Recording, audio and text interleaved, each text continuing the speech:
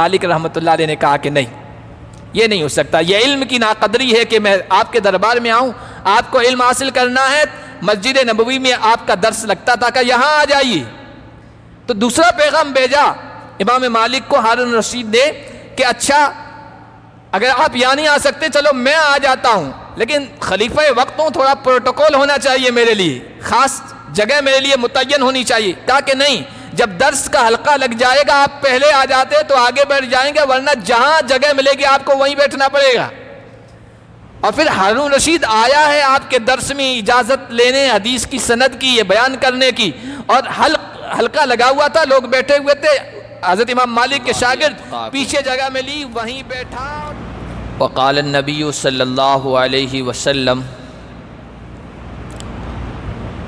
الا کل شیء من امر الجاہلیۃ تحت قدمی موضوع ودماء الجاہلیۃ موضوع۔ درود شریف پڑھ لیں۔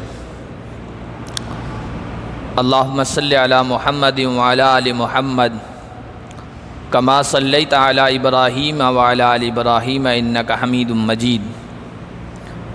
اللہم بارک علی محمد وعلی آل محمد کما بارکت علی ابراہیم وعلی آل ابراہیم انک حمید مجید۔ میرے محترم بزرگوں اور عزیز دینی بھائیوں،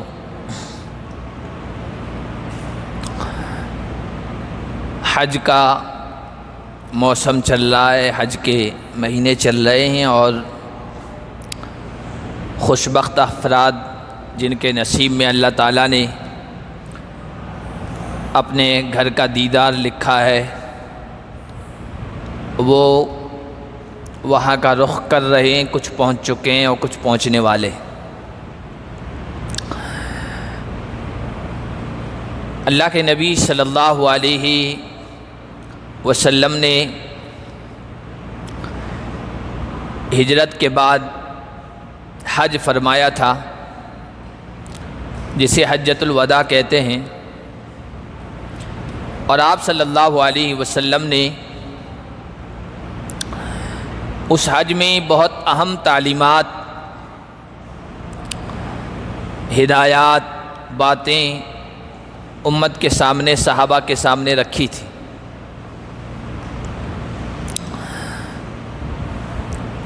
اللہ کے نبی صلی اللہ علیہ وسلم کا ہر فرمان، آپ کی ہر ہدایت، آپ کا ہر قول، آپ کی ہر تعلیم قابل احترام ہے، بڑی اہمیت رکھتی ہے، اور ہمارے لیے قابل عزت ہے۔ لیکن اللہ کے نبی صلی اللہ علیہ وسلم نے حجۃ الوداع میں جو صحابہ کے سامنے خطبے پڑھے تھے، تقریریں کی تھی، باتیں بیان کی تھی، اسلامی تعلیمات میں اور حدیث کے ذخیرے میں ان کی بڑی اہمیت۔ اور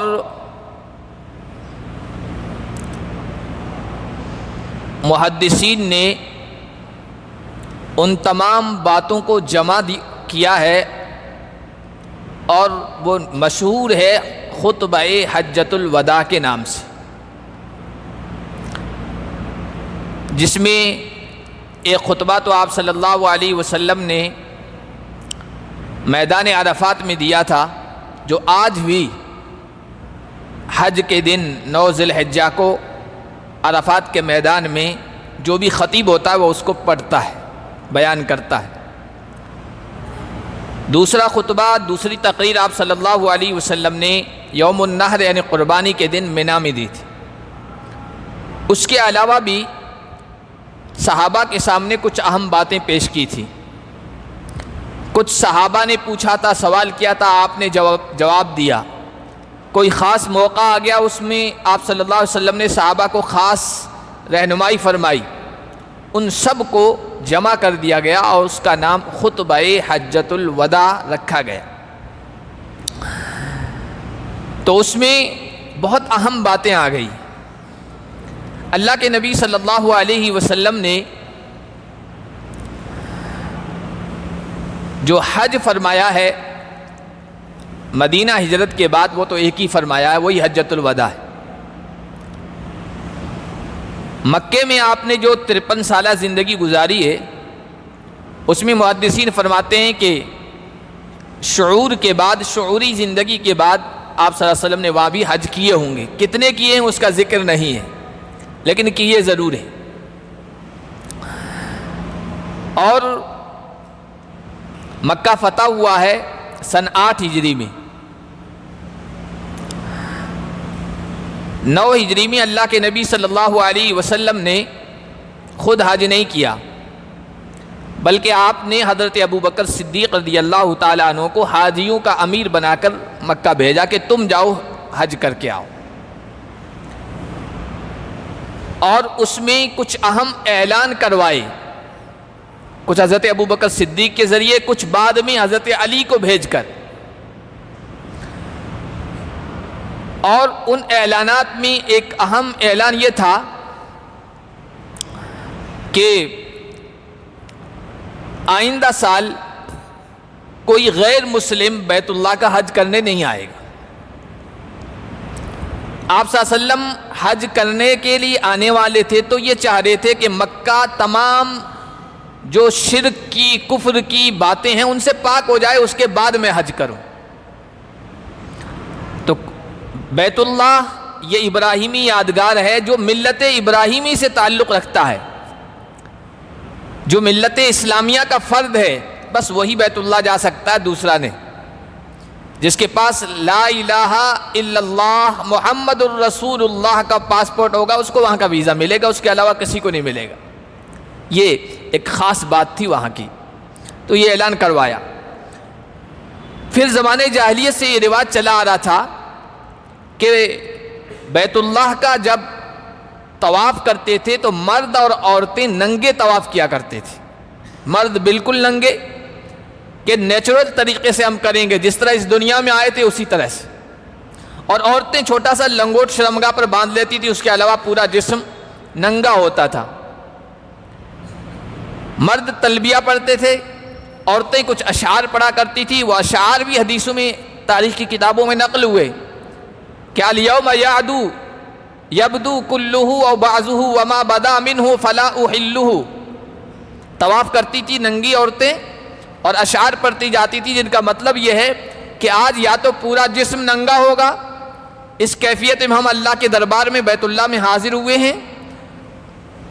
اگر جسم کا جو حصہ کھلا ہے، ظاہر ہے، نظر آ رہا ہے، تو چونکہ یہاں تو ہمیں اسی طرح طواف کرنا ہے، لیکن کسی مرد کے لیے ہم حلال نہیں کرتی ہیں کہ ہمارے جسم کو دیکھے اور اس سے فائدہ اٹھائے۔ ان اشعار کا مطلب یہ ہوتا تھا۔ تو اللہ کے نبی صلی اللہ علیہ وسلم نے یہ اعلان کروایا کہ آئندہ سال سے مرد ہو یا عورت کوئی ننگا طواف کرنے کے لیے نہیں آئے گا۔ اسی طرح کچھ اور باتیں تھیں جو آپ صلی اللہ علیہ وسلم نے سن 9 ہجری میں جن کے اعلانات کروا دی۔ پھر آپ صلی اللہ علیہ وسلم نے 10 ہجری میں حج فرمایا ہے، اور اس شان کے ساتھ حج فرمایا کہ پورے سال 9ویں سال کے حج کے بعد پورے سال اعلان کروایا قبائل میں، خاندانوں میں، برادریوں میں، عرب کے علاقوں میں کہ بھائی آئندہ سال میں خود حج پر جا رہا ہوں، جس کو چلنا ہے میرے ساتھ چلے، جس کو میرا ساتھ، میری معیت، میری رفاقت کرنی ہو میرے ساتھ چلے، اور جس کو جو پوچھنا ہو پوچھے، جس کو جو سیکھنا ہو وہ سیکھے، میرے ساتھ چلے۔ چنانچہ پورے عرب سے صحابہ کرام کی ایک بڑی تعداد سن 10 ہجری میں نبی پاک صلی اللہ علیہ وسلم کے ساتھ مکہ پہنچی، اور تقریباً ان کی جو تعداد ہے وہ 1,40,000 کے قریب صحابہ اس حج میں، جسے حجۃ الوداع کہتے ہیں، موجود تھے۔ ان کے سامنے آپ صلی اللہ علیہ وسلم نے وہ خطبات دیے، اور صحابہ نے چونکہ لکھنے کا زمانہ نہیں تھا، یادداشت کا زمانہ تھا، حافظے پر انحصار کرتے تھے، تو آپ نے اپنے طور پر اس کو آگے بیان کیا ہے، اس کو محفوظ رکھا ہے۔ حجۃ الوداع اس کو اس وجہ سے کہتے ہیں کہ اللہ کے نبی صلی اللہ علیہ وسلم نے خود ہی فرمایا تھا صحابہ کے سامنے، ایھا الناس انی واللہ لا ادری لعلی لا القاکم بعد یومی ھذا، اے لوگو بخدا مجھے ایسا لگتا ہے کہ آج کے دن کے بعد، یعنی اس حج کے بعد شاید دوبارہ اس جگہ پر تم سے ملاقات ہو، اس وجہ سے اس کو حجۃ الوداع کہتے ہیں۔ دوسرا اس وجہ سے آپ صلی اللہ علیہ وسلم نے صحابہ کے سامنے جو خطبے دیے، جو تقریریں کی، جو بیانات دیے، وہ اس انداز سے دیے کہ لگ رہا تھا کہ آپ صحابہ کو رخصت کر رہے ہیں، رخصت ہو رہے ہیں ان سے، اس دنیا سے جانے والا، رخصت ہونے والا جس طرح کی باتیں کرتا ہے نا، اس طرح کی باتیں آپ صلی اللہ علیہ وسلم نے اس موقع پر کی تھی، اس وجہ سے اس کو حجۃ الوداع کہتے ہیں۔ آپ صلی اللہ علیہ وسلم نے حجۃ الوداع میں جو باتیں پیش کی ہیں وہ بہت اہم ہیں، اتنی اہم ہیں کہ پورے دین کا خلاصہ ہے، اور اس میں تمام انسانوں کے حقوق بیان کیے گئے ہیں۔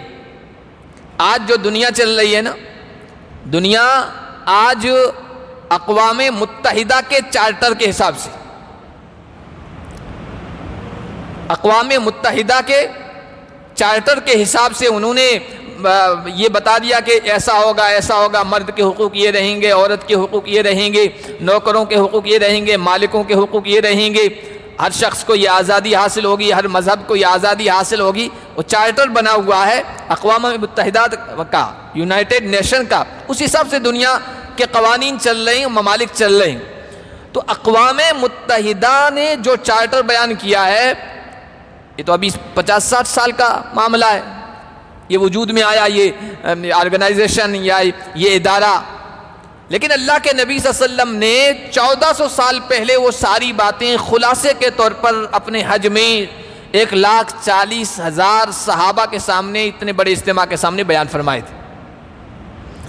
ان کا خلاصہ میں انشاءاللہ آپ کے سامنے رکھنے کی کوشش کروں گا آئندہ چند مہینوں میں، چند یہ جمعوں میں۔ حضور علیہ الصلوۃ نے اس میں جو خطبہ ارشاد فرمایا، اس کا جو پہلا خطبہ ہے اس کی چند باتیں آج کے جمعے میں رکھوں گا۔ سب سے پہلی چیز جو اللہ کے نبی صلی اللہ علیہ وسلم نے صحابہ کے سامنے بیان فرمائی وہ یہ تھی کہ اے لوگو، الا کل شیء من امر الجاہلیت تحت قدمی موضوع، لوگو جاہلیت کی جو چیزیں ہیں، زمانہ جاہلیت کی جو تاریکی کا دور تھا، جو اندھیرے کا دور تھا، میرے نبی بنائے جانے سے پہلے کا جو دور تھا وہ جاہلیت کا دور کہلاتا ہے۔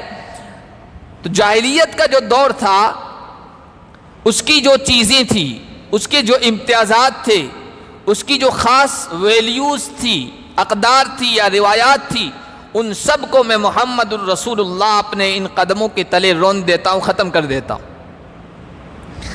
اب جاہلیت کی کیا خاص چیزیں تھیں، جاہلیت کی ویلیوز یا اس کی روایات یا اس کی رسم رواج کیا چیزیں تھیں جو خاص تھی، ان میں سے چند کا میں تذکرہ کرنا چاہتا ہوں۔ جاہلیت میں ایک چیز بہت زیادہ تھی کہ نسل کی بنیاد پر، خاندان کی بنیاد پر، رنگ کی بنیاد پر، زبان کی بنیاد پر لوگ ایک دوسرے کو اونچا، نیچا، حقیر، عزت والا سمجھتے تھے۔ قریشی غیر قریشی کو اپنے برابر نہیں سمجھتے تھے، عرب غیر عرب کو اپنے برابر نہیں سمجھتے تھے۔ پھر آپس میں برادریوں کا اور خاندانوں کا بھی یہی مسئلہ تھا، کوئی برادری والے اپنے آپ کو اونچا سمجھتے تھے، کوئی نیچا سمجھتے تھے۔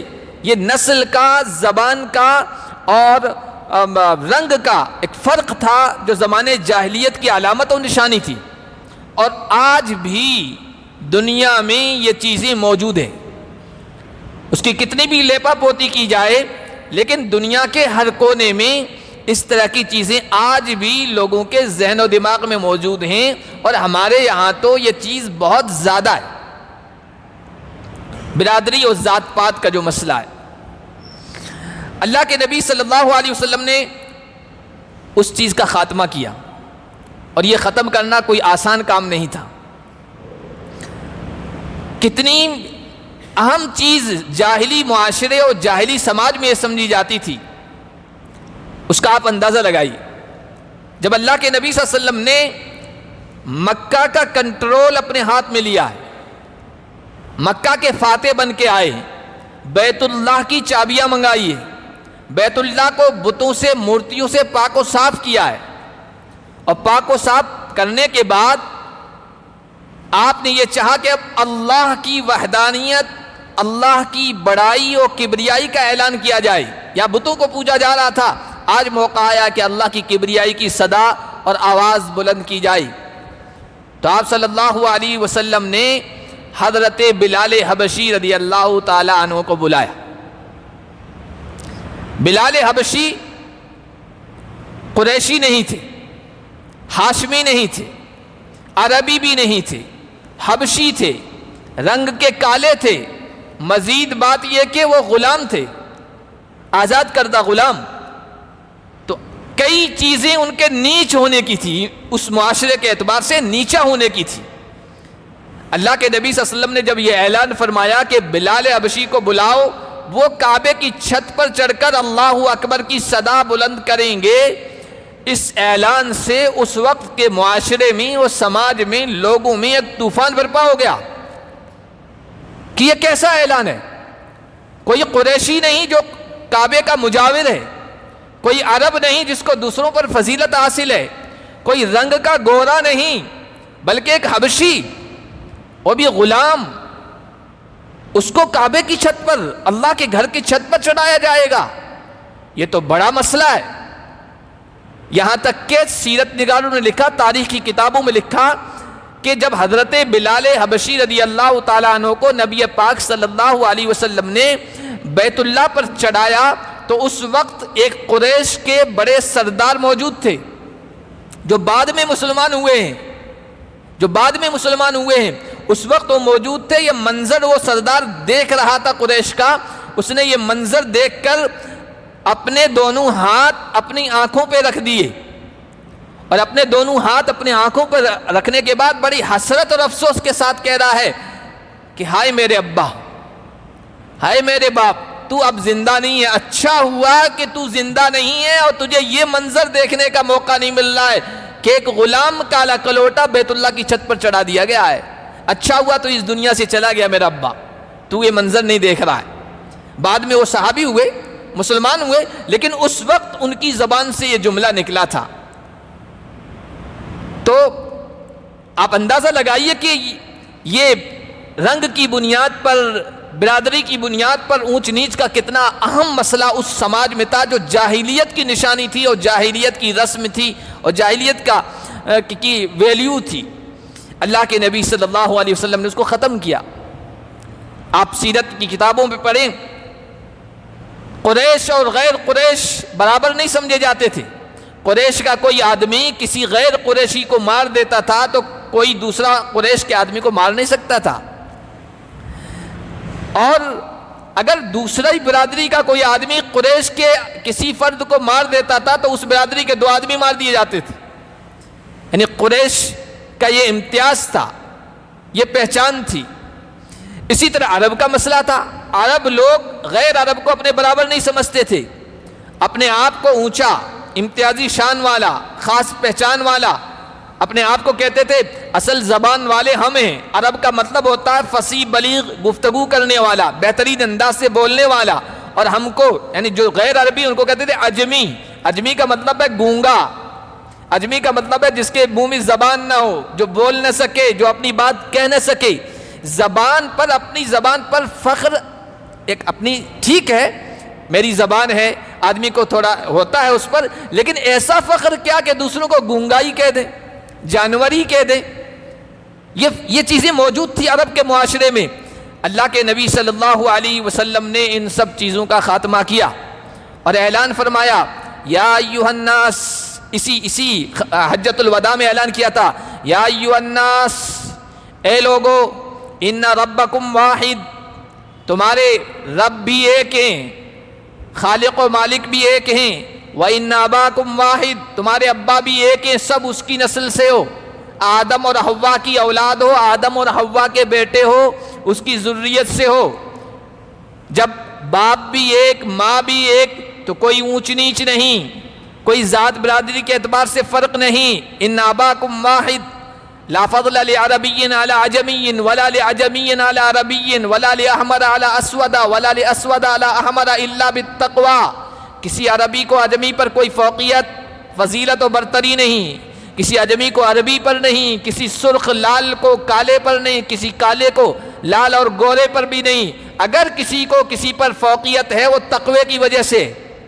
اور اسی موقع پر یہ آیت بھی ارشاد فرمائی، تلاوت فرمائی، یا ایھا الناس، اے لوگو، انا خلقناکم من ذکر و انثی وجعلناکم شعوبا وقبائل لتعارفوا، اے لوگو ہم نے ایک مرد ایک عورت سے، آدم اور حوا سے تم کو پیدا کیا ہے، اور یہ برادریاں، یہ قبائل، یہ خاندان، یہ فیملی، یہ اس وجہ سے نہیں بنائی ہے کہ تم ایک دوسرے کو اونچا اور نیچا سمجھو، یہ صرف تعارف کے لیے ہے، پہچان کے لیے، آئیڈینٹی کے لیے، شناخت کے لیے۔ کیونکہ اگر یہ شناخت نہ ہوتی تو کیسے پہچانتے کہ یہ کون ہے، یہ کون ہے، یہ کون ہے؟ پھر نمبرنگ کرنی پڑتی ہر انسان کی۔ تو برادریاں صرف پہچان کے لیے ہیں، اپنے آپ کو بڑا اور کسی دوسرے کو نیچا سمجھنے کے لیے ہم نے نہیں بنائے ہیں۔ اور تم سب آدم اور حوا کی اولاد ہو، اللہ کی نگاہ میں عزت والا کسی خاص برادری، کسی خاص رنگ، کسی خاص نسل، کسی خاص علاقے کے ہونے کی وجہ سے نہیں ہے، بلکہ اللہ کی نگاہ میں عزت والا وہ ہے جو تقوی والا ہے، جو تقوی والا ہے۔ اور اللہ کے نبی صلی اللہ علیہ وسلم نے یہ اعلان فرمانے کے بعد پھر معاشرے اور سماج میں باقاعدہ اس کو عملی طور پر نافذ بھی کیا۔ ایسی سوسائٹی قائم کی جہاں رنگ کی بنیاد پر، ذات و برادری کی بنیاد پر کسی کو اونچا نیچا نہیں سمجھا جاتا تھا۔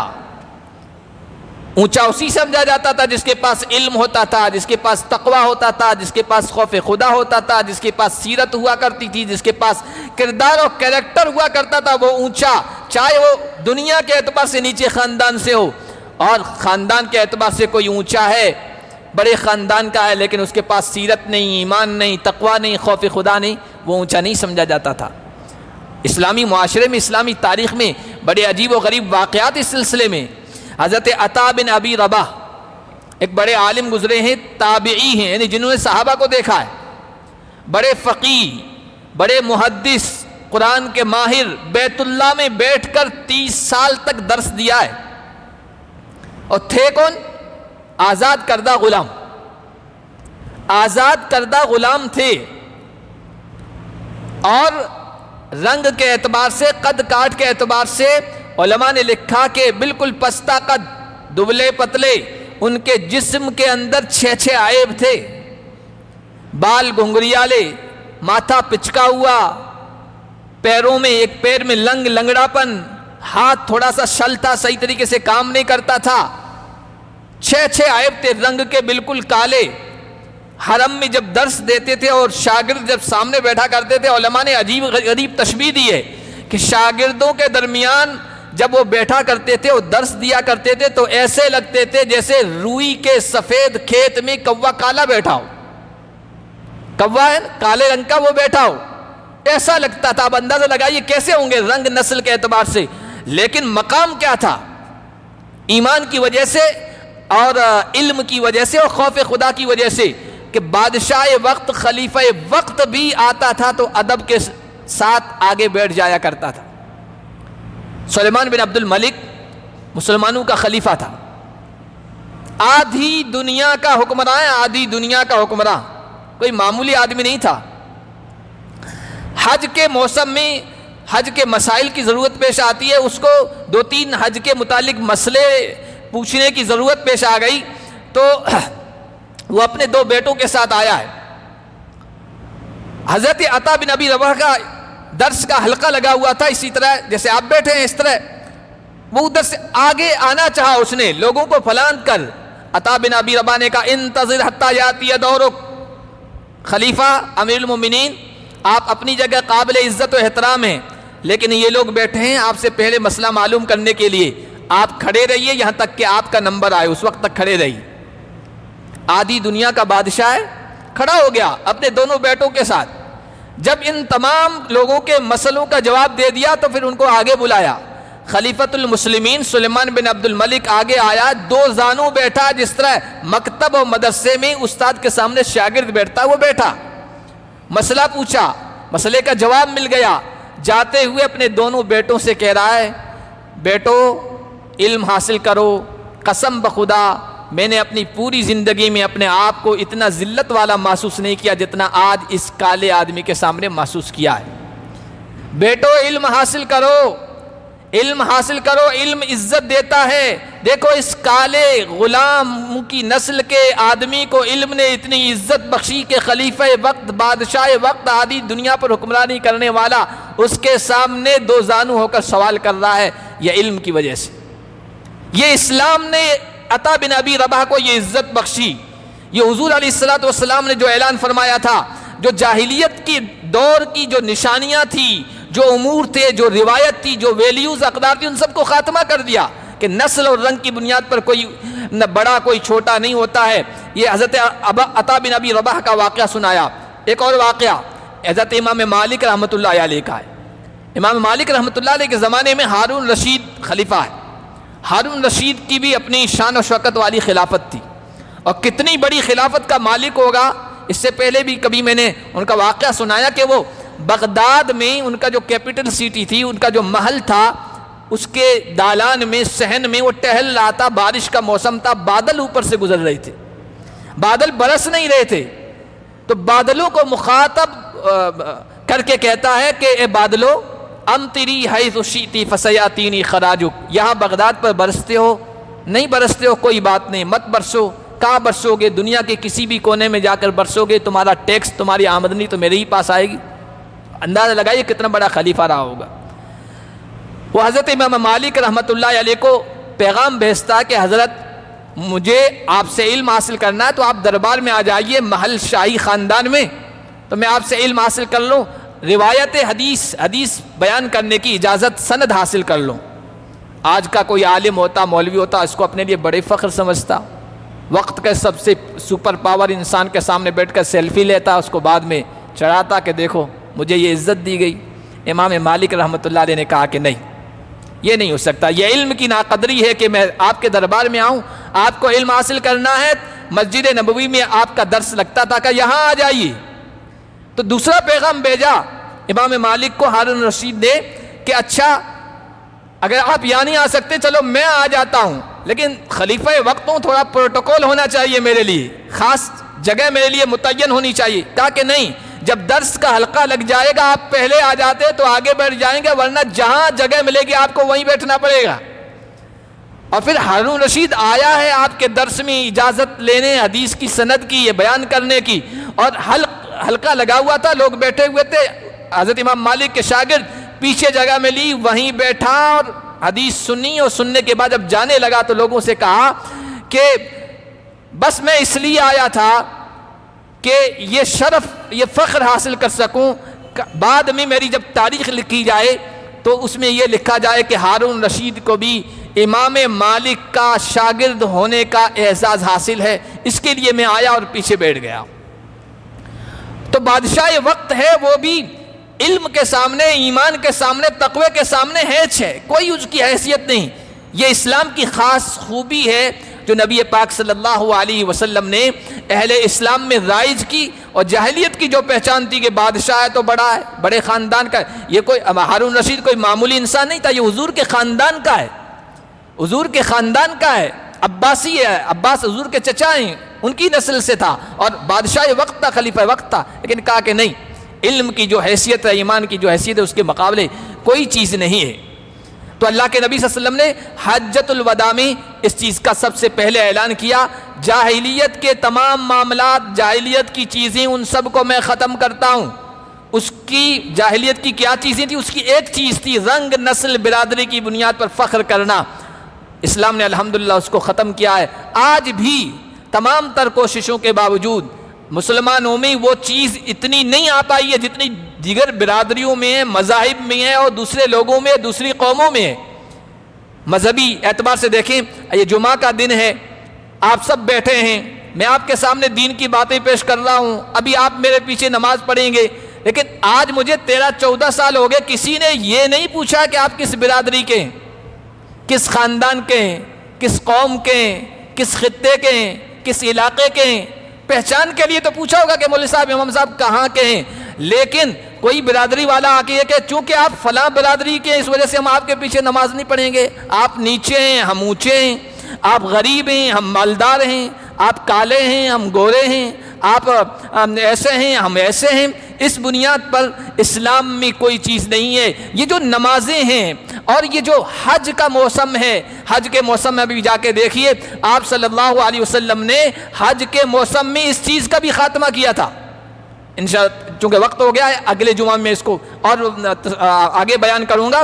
تو یہ چیز آج ہمارے درمیان الحمدللہ تمام تر خرابیوں کے باوجود اسلام کے ماننے والوں میں اتنی نہیں گھر کر آئی ہے، اتنی نہیں داخل ہوئی جتنی دوسری قوموں میں ہے۔ آج نماز کا وقت ہوتا ہے، سب آ جاتے ہیں، جمعہ کا وقت ہے، سب پیچھے کھڑے ہیں، آگے امام نماز پڑھا رہا ہے، جس طرح وہ کر رہا ہے اس کے پیچھے اس کی کاپی کر رہے ہیں، اس کی نقل کر رہے ہیں، اور کوئی فرق نہیں ہے کہ کون پاس میں کھڑا ہے، بڑے خاندان کا ہے کہ چھوٹے خاندان ہے، غریب ہے کہ امیر ہے، یہاں تک کہ بادشاہ وقت بھی اگر حکومت کا کوئی ذمہ دار اگر جمعہ میں بعد میں آیا تو بعد میں کھڑا ہوگا، آگے کھڑے رہنے والے کو یہ نہیں کہہ سکتا پیچھے چلے جاؤ۔ علامہ اقبال رحمۃ اللہ علیہ نے اسی خوبی کو بیان کیا تھا نا کہ آ گیا عین لڑائی میں گر وقت نماز، قبلہ روحوں کے زمیں بوس ہوئی قوم حجاز،